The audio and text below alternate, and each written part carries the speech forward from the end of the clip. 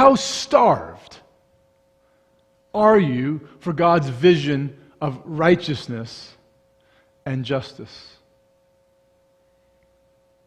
Not just maybe a little bit hungry, but are you starving? Now, we've got to be honest. Some of us, we can't really even answer that question because God's vision of righteousness and justice is sort of abstract to us. We probably don't deny that, like, oh yeah, but it's abstract, it's vague. You can't really hunger and starve over something that's vague. But for the Jews, when they heard this word, and in the Greek, it's dikaiosune. This was a very specific word, and most of the Jews understood what it meant. There was a connection between righteousness and justice. Maybe the best definition that I can give you is this. Dikaiosune is the act of being right with God, right? And the act of doing right with God. It just wasn't about knowing the right things, morally behaving the right way. No, but it was acting in a way that upheld the standard of righteousness.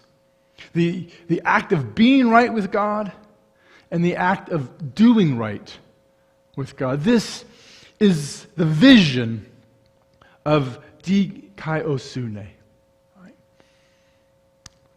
In the Old Testament, righteousness and justice are linked together over 50 times.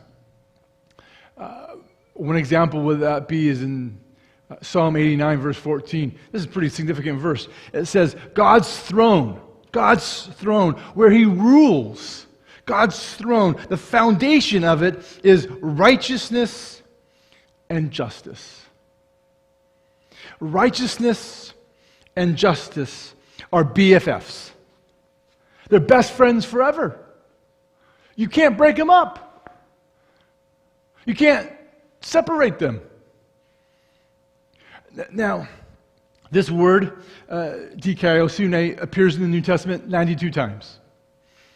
And most of the time, it's translated just of righteousness, right? And for us, we think of righteousness as, all right, knowing God, being in right relationship with Him. It's a personal relationship, all right?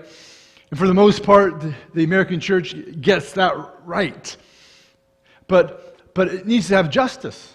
And oftentimes we think justice is optional. It's a calling for some Christians.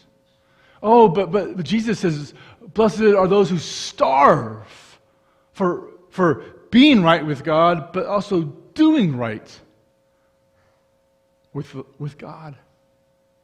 In fact, this word outside of the New Testament, most of the time was translated as justice.